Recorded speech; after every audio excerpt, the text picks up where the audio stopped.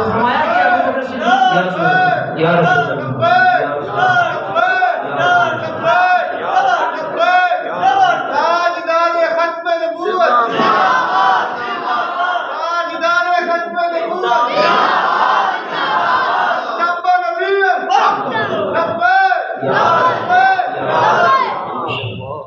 سامعین گرامی، سیدنا ابو بکر نے جب کہا، فرمایا کہ اگر محمد بن عبداللہ نے یہ کہا ہے تو میں بے چون و چرا لانے کے لیے تیار ہوں۔ ابو بکر کیا ہو گیا ہے تجھے؟ ایک ہی رات کے اندر تیری عقل چلی گئی، تیری دلائی چلی گئی، تیری فہم و فراد کہاں کھو گئی؟ ہم تجھے بڑا ذہین فطین میں سمجھتے ہیں، تو یہ کیا کہہ رہا ہے؟ اس نے کہا کہ تم اپنی عقل کا علاج کراؤ، جس کے بارے میں تم کہہ رہے ہو اس کے بارے میں رب کا قرآن کہتا ہے وما ينطق عن الهوى ان هو الا وحی یوحی، محمد اپنی طرف سے کچھ نہیں کہتے، وہ وہی کہتے ہیں جو رب کہلوانا چاہتا ہے، وہ کچھ نہیں بولتے، وہ وہی بولتے ہیں جو خدا بلوانا چاہتا ہے، وہ اپنی طرف سے کوئی خبر نہیں دیتے، وہ وہی خبر دیتے ہیں جو میرا رب ان سے خبر دلوانا چاہتا ہے۔ تو فرمایا کہ جب محمد نے یہ دعویٰ کیا ہے تو مطلب یہ ہوا کہ زبان محمد کی تھی، کلام میرے رب کا تھا، زبان مصطفیٰ کی تھی، دعویٰ میرے رب کا ہے۔ ابو بکر صدیق نے جب یہ کہہ دیا تو یہ خبر محبوب کے پاس پہنچ گئی، خبر میرے مصطفیٰ کے پاس چلی گئی۔ پیارے جبریل علیہ السلام منظر دیکھتے رہے، یہ زمینی منظر جب دیکھا رب کائنات نے فرمایا جبریل جلدی آ۔ جبریل حاضر خدمت ہو گئی، یا رب جلیل کیا حکم ہے؟ فرمایا جبریل آپ جا دوبارہ میرے محبوب کی بارگاہ میں اور جا کر میرے محبوب کو یہ فیصلہ سنا دے۔ فرمایا ایک طرف عقل والے تھے ابو جہل، یہ آپ لوگوں کو پتہ ہونا چاہیے، عالی لوگ تو جانتے ہیں، ابو جہل کا نام آج ہم جانتے ہیں نا، اس سے پہلے اس کا لقب تھا ابو الحکم۔ ابو الحکم کا مطلب ہوتا ہے بڑی دنائی کا والوں کا باپ، حکمت والوں کا باپ، سمجھ فراز رکھنے والوں کا باپ۔ لیکن ابو جہل کب سے بنا؟ پیارے جبریل علیہ السلام حاضر خدمت محبوب ہوئے، آ کر اللہ کا سلام پیش کرتے ہوئے کہا، عرض کی کہ یا رسول اللہ صلی اللہ علیہ وسلم آج کے بعد یہ جس کو دنیا ابو الحکم کہتی تھی، عقل والوں کا باپ، فرمایا آج کے بعد رب نے یہ فیصلہ کر لیا کہ رہتی دنیا تک دنیا ابو الحکم کو بھول جائے گی، آج کے بعد دنیا اس کو ابو الحکم کی بجائے ابو جہل کہا کرے گی، جاہلوں کا باپ کہا کرے گی، اس لیے کہ میرے محبوب کے معجزہ معراج کا انکار کیا ہے۔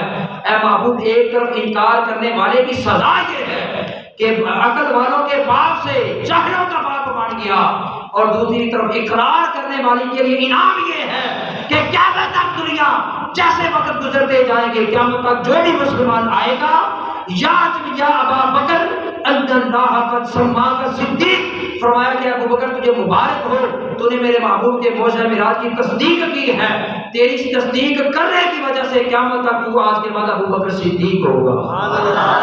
صدیق کا مطلب ہے بہت ہی سچا انسان، تو فرمایا کہ آج کے بعد تو ابو بکر صدیق ہوگا، صدیق اکبر ہوگا، سب سے بڑا سچا انسان اور انکار کرنے والا۔ اس لیے علامہ اقبال رحمۃ اللہ علیہ نے کہا، انہوں نے کہا کہ عقل کو تنقید سے فرصت نہیں، عقل کے گھوڑے دوڑانے والوں نے انکار کیا، علامہ صاحب نے کہا عقل کو تنقید سے فرصت نہیں، عشق پر اعمال کی بنیاد رکھ۔ تو ابو بکر صدیق نے عشق پر اعمال کی بنیاد رکھ کر دنیا والوں کو یہ بتا دیا کہ جب محبوب کی عظمت کی بات آ جائے، میرے محبوب کی شان کی بات آ جائے، تب پھر چون و چرا نہیں کی جاتی، پھر اپنی عقل کے گھوڑے نہیں دوڑائے جاتے، اس لیے کہ میرے محبوب کی ذات تو ہے ہی وہ جو عام انسانوں کی عقل میں آ ہی نہیں سکتی، محبوب کی ذات تو ہے ہی وہ۔ پیارے محبوب صلی اللہ علیہ وسلم کے پاس وہ براق سواری جو محبوب کائنات صلی اللہ علیہ وسلم کے سفر کے لیے اللہ تعالیٰ نے سفر معراج کے لیے بھیجی، اس براق کے بارے میں آپ علماء حضرات سے سنتے رہتے ہیں، براق یہ برق سے نکلا ہے، برق کہتے ہیں بجلی کو، یکاد البرق یخطف ابصارهم، قرآن مجید نے کہا یکاد البرق، جب بارش طوفان سے پہلے بجلی کڑکتی ہے آسمانوں پر، کڑکتی ہے یا نہیں، وہ ڈر کی وجہ خوف کی وجہ ہم کانپ جاتے ہیں، تو قرآن نے کہا یکاد البرق یخطف ابصارهم، جب دنیا والوں پر طوفان سے پہلے بڑی خطرناک جب طوفانی بارش ہوتی ہے اس سے پہلے بجلی کڑکتی ہے، اس کڑک برق سے نکلا ہے، تو محبوب کے لیے جو سواری اللہ نے بھیجی اس کا براق نام رکھا۔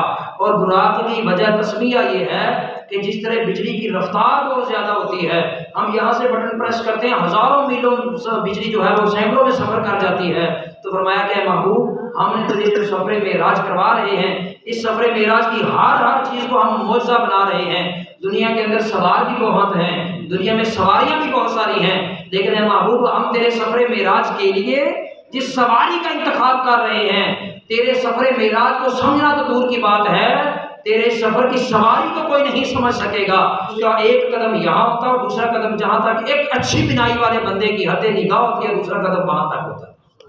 بندہ جب ایسے دیکھے نا چپیر میدان میں، جہاں تک بندے کی حد نگاہ ہوتی ہے، اس براق کا ایک سے دوسرا قدم وہاں تک ہوتا تھا، اتنا طویل وہ سفر کیا جاتا۔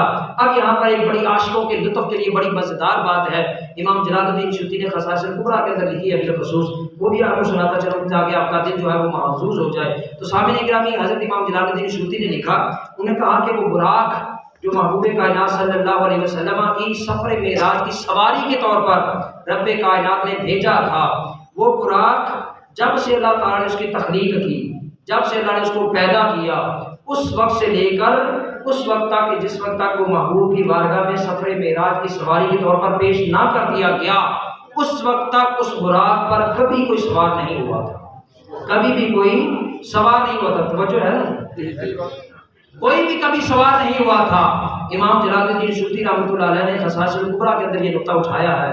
آپ نے فرمایا کہ جب جبریل امین علیہ السلام اس براق کو لے کر حاضر خدمت مصطفیٰ ہوئے، اس براق نے جب دیکھا کہ محبوب کائنات صلی اللہ علیہ وسلم اس پر سواری کرنے لگے ہیں، اب عام جو روایات کرنے مورخین ہیں، انہوں نے عام طور پر جو مرویات دی ان کے اندر انہوں نے تو یہ لکھ دیا، انہوں نے کہا کہ جب حضور اس پر سواری کرنے لگے، اس پر سوار ہونے لگے، اس نے اچھلنا شروع کر دیا، کودنا شروع کر دیا، وہ اچھل کود کرنے لگا، تو حضرت جبریل اس کو مخاطب ہو کر کہنے لگے، اس کو یا براق، اے براق ٹھہر جا، کیا تجھے معلوم نہیں کہ تجھ پر نبی اعظم و اکبر سواری کرنے لگے ہیں، ٹھہر جا۔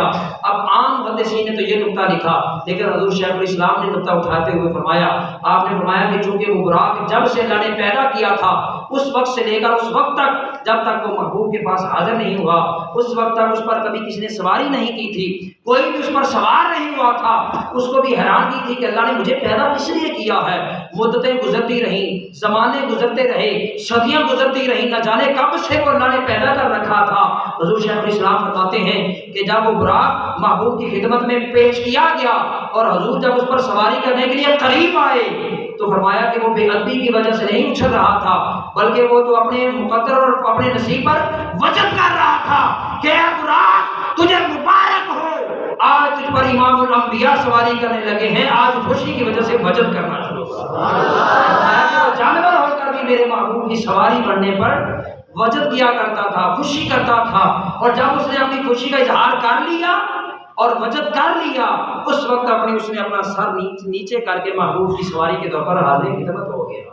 اتنی حیرانگی والی بات ہے کہ جانور بھی میرے محبوب سے مانوس تھے۔ اس کے علاوہ یہ بات ذہن میں رکھیں کہ محبوب صلی اللہ علیہ وسلم نے جو سواریاں کی جن جن جانوروں پر، ان میں سے حضور صلی اللہ علیہ وسلم کا دراز گوش، جس کو ہم اپنی زبان میں گدھا کہتے ہیں، دراز گوش، مکہ کا ایک دراز گوش جس پر حضور صلی اللہ علیہ وسلم سواری فرمایا کرتے تھے، اس کا نام رکھا گیا تھا یافور۔ بولیے ذرا یافور۔ اب دیکھیے ذرا وہ براق جس نے اپنی زندگی کے اندر، نقطہ سمجھیے، جس نے اپنی زندگی کے اندر پہلی مرتبہ میرے محبوب کو تکا، اور محبوب کو تک کر وہ سمجھ گیا، وہ جانور ہو کر بھی سمجھ گیا کہ یہی بدوحا کا چہرہ ہے جو مجھ پر سوار ہونے لگا۔ فرمایا کہ اپنے اپنے نصیب کی بات ہے، کوئی آنکھ دیکھنے والی ہو تو جانور کی بھی ہو تو سمجھ آتی ہے، نہ دیکھنے والی ہو تو ابو لہب اور ابو جہل جیسے بھی معروف رہتے ہیں۔ فرمایا کہ وہ یافور گدھا جس پر میرے محبوب سواری کیا کرتے تھے، جب محبوب کائنات صلی اللہ علیہ وسلم کا وصال مبارک ہو گیا، فرمایا آپ کو دراز گوش وہ یافور سر نیچے کر کے دیواروں کے ساتھ منہ لگا کر روتا ہے، گزرتے ہوئے لوگ اس کے آنسو گرتے ہوئے دیکھتے ہیں، لوگوں نے دیکھ کر اس یافور پر ترس کھانا شروع کر دیا کہ آپ یہ دراز گوش یہ میرے محبوب کے فراق کے اندر رو رہا ہے، محبوب کا ظاہری وصال ہو گیا ہے۔ اب یہ یافور اس بات پر پریشان ہے کہ اب مجھ پر سواری کون کرے گا، محبوب جیسا کوئی ہوگا تو سواری کرے گا، جب محبوب جیسا کائنات में कोई नहीं तो मुझ पर सवारी कौन करेगा। तो मौरखीन ने ये लिखा है, इस नुक्ते को भी अल्लामा जलालुद्दीन सूती ने लिखा। आपने फरमाया कि याफूर कई दिनों तक तो तने तनहा दीवारों की तरफ मुंह कर करके रोता रहा। बिल आखिर याफूर ने कहा कि महबूब के बगैर जिंदा रहने की फिर क्या कोई हैसियत है। उस याफूर ने अपने आप को एक अंधे कुएं के अंदर डालकर अपने आप को हलाकत में डाल दिया, खुदकुशी कर गया। वो याफूर होकर खुदकुशी कर गया। और उस्तुने हन्नाना का भी आप सुनते रहते हैं, मेरे महबूब जब खुतबा जुमा फरमाया करते थे तो वो खजूर का तना जिसको महबूब सल्लल्लाहु अलैहि वसल्लम लेकर खुतबा इरशाद फरमाया करते थे। तो आपके मुतक़िदीन के अंदर एक नौजवान ने अर्ज़ की कि महबूब कायनात सल्लल्लाहु अलैहि वसल्लम अगर इजाज़त दें तो मेरे वालिद गिरामी मिंबर बना लेते हैं, बड़ा खूबसूरत, मैं आपको तो फतन देना चाहता हूँ। महबूब कायनात सल्लल्लाहु अलैहि वसल्लम को वो मिंबर दे दिया गया। आप मस्जिद नबी में अंदर वो मिंबर रख दिया गया। पहले दिन पहला खुतबा महबूब सल्लल्लाहु अलैहि वसल्लम ने जब मिंबर पर बैठकर इरशाद फरमाया तो लोगों ने सिसकियों के, जैसे बच्चा नहीं सिसकियां लेकर रोता वैसे रोने की आवाजें सुनी। लोग दाएं बाएं देखने लगे कि अजीब बात है, आवाज आ रही है, कोई रोने वाला नजर नहीं आता। जब तवज्जो की तो मेरे महबूब सल्लल्लाहु अलैहि वसल्लम का उसने हन्नाना वो रो रहा था, खजूर का तना रो रहा था। महबूब सल्लल्लाहु अलैहि वसल्लम ने उसको ऐसे सीने से लगाया जैसे बिलकते हुए बच्चे को माँ सीने से लगाती है। और मुर्रखी ने लिखा कि जब महबूब ने उस खजूर के तने को अपने सीने मुबारक अलमशरा के सीने के साथ लगाया, वो बच्चा ऐसे आराम पा गया जैसे रोता हुआ बच्चा माँ की गोद में आराम पा जाता। तो सामने की तरह अंदाजा कर सकते हैं कि वो तना खजूर का खुश्क तना वो मेरे महबूब से इतना मानूस हो गया था। तो सामने ग्रामी फिर यहाँ पर कहना बनता है कि अगर एक खजूर का तना मेरे महबूब से मानूस हो जाए तो उसको भी अल्लाह ताला ये शान अता कर देता है। तो आज वो उम्मती जो मेरे महबूब सल्लल्लाहु अलैहि वसल्लम की मोहब्बत का चिराग अपने सीने में रोशन कर देगा, जरा उसकी अकीदत का तो फिर आप खुद ही अंदाजा कर सकते हैं। फिर सुनिए उलमा से कि हुजूर सल्लल्लाहु अलैहि वसल्लम ने किस तरह फिर उसको नवाजा। फरमाया कि अगर महबूब अपनी साथ मोहब्बत करने वाले एक खजूर के तने को इतना नवाज सकते हैं तो ऐ उम्मती तू तो फिर के अशरफुल मखलूकात है, मेरे नबी का उम्मती है। अगर तू अपने सीने के अंदर महबूब के मोहब्बत का चिराग जलाएगा तो फिर तू क्या अंदाजा कर सकता है कि किस तरह अल्लाह का महबूब तुझे नवाजेगा। इसलिए हजरत बिलाल हबशी ने कहा था कि मैं रंग का काला हूँ, होंठ बड़े बड़े हैं, नक्शो नैन कोई नहीं। तो देखकर लोग जो है वो ठुकराते हैं। गुलामी के अंदर ठोकरें खा खा कर सारी जिंदगी रहा, लेकिन फिर जब गुलामी मुस्तफा में आ गए तो फिर बरबला कहने लगे कि जब तक बिके न थे कोई पूछता न था, जब तक बिके न थे कोई पूछता न था, तूने खरीद कर अनमोल बना दिया, तूने खरीद कर अनमोल बना दिया। तो सामने क्या अभी आज वही बिलाल जो काले कलर का है, बड़े बड़े होठों वाला है और कोई ज्यादा खूबसूरत शक्ल सूरत भी नहीं, उसको जब तक आज हम हजरत बिलाल नहीं कह लेते हमारा ईमान मुकम्मल नहीं होता। जब तक हजरत बिलाल नहीं कह लेते, शान शौकत नहीं देते। आखिरी नुक्ता जो आपको देना चाहता हूँ वो जो है वो महबूब कायनात सल्लल्लाहु अलैहि वसल्लम के और आपकी उम्मत के लिए जो तहैफ का तबादला हुआ उस नुक्ते पर अपनी गुफ्तगू का इख्तिताम करूंगा। महबूब कायनात सल्लल्लाहु अलैहि वसल्लम जब रब्बे कायनात की बारगाह में हाजिर खिदमत हुए बगैर किसी हिजाब के, जब जी भर भर कर मेरे महबूब के रब्बे कायनात के मुखड़े को तका। अब मेरे पास चूंकि वक्त नहीं है तो मैं नहीं चाहता कि मौजूद ज्यादा बढ़े। आप सूरह नजम पारा नंबर 27 उठाएं। सूरह नजम वन नजमी इज़ा हवा मा कुल्ला साहिबुकुम मा गवा वमा यंतिकु अनिल हवा पढ़ते जाए 16 से 17 आयत वो सारे का सारा मंजर बयान करती हैं कि कैसे मेरा महबूब अपने रब की बारगाह में हाजिर खिदमत हुआ और किस तरह बगैर हिजाब के मेरे महबूब सल्लल्लाहु अलैहि वसल्लम ने अपने रब्बे कायनात के अनवार व तजल्लियात के मुशाहदे किए। किस तरह मेरे महबूब सल्लल्लाहु अलैहि वसल्लम ने जी भाग कर देखा। आज दुनिया झगड़ती है इस बात में कि मेरे महबूब ने रब को देखा या नहीं देखा। आज मुनाजरे हो रहे हैं, आज फतवाबाजियां हो रही हैं। अल्लाह का कुरान कहता है अरे चलो तुम मुझे छोड़कर आपस के अंदर ही लड़ झगड़ रहे हो, मेरे पास तो आओ। तुम तो ये कहते हो कि रब्बे कायनात को मेरे महबूब ने देखा या नहीं देखा। तुम मुझे छोड़कर जब तक झगड़ते रहोगे तुम्हारे झगड़े खत्म नहीं होंगे। जब तुम मेरी तरफ आओगे तो मैं तुम्हें बताऊंगा। तुम तो ये कहते हो कि मेरे महबूब ने रब को देखा या नहीं देखा, एक बार देखा या नहीं देखा। फरमाया मुझे मेरे रब का कुरान होने की कसम, मुझे किताबें इनकलाब होने की कसम, मुझे सहीफे इनकलाब होने की कसम, तुम एक बार देखने पर झगड़ते हो। मैं तुम्हें बताता हूँ वलक़द रआहु नज़रतन उख़रा। फरमाया कि मेरे महबूब ने आका करीम अलैहिस्सलाम ने रब्बे कायनात को एक बार नहीं देखा बल्कि फरमाया वलक़द रआ का लफ्ज़ ये रआ रुयतुन से है, ज़ाहिरी आंख से देखना। फरमाया कि महबूब ने तो जी भर भर कर अपने रब को देखा, जी भर भर कर देखा। फिर देखने का मंजर भी अल्लाह का कुरान बयान करता है।